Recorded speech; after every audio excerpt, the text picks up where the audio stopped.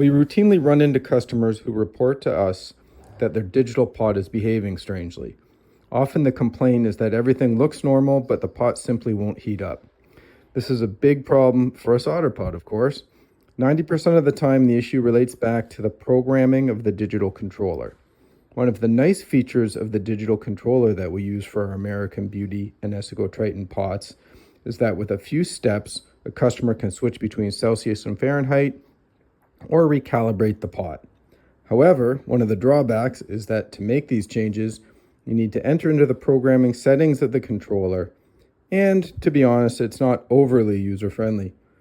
Often what happens is that despite there being videos and detailed instructions on how to perform some of these actions, someone makes a change to a different setting on the controller that causes the pot to stop functioning properly. It would be wonderful if there was simply a reset button one could push to reset the controller to its original presets. However, if you're watching this video, you realize that you are not so lucky. So without further ado, let's show you how to return your American Beauty or Esico Triton digital solder pot to its original out-of-box presets.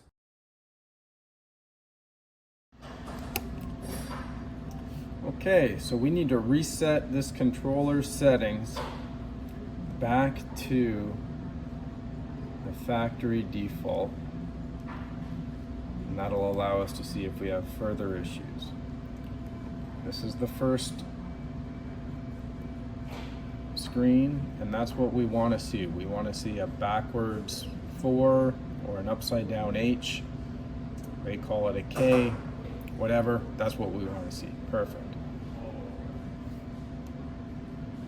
This next setting, we're going to want to see a 2. That's good as well. Push the setting. Next setting, this should read a 3 in this setting. That's perfect. Notice I'm going back and pressing set. Okay, this is going to be your offset, PSB. We want that set to 0. It could be anywhere from negative 100, positive 100.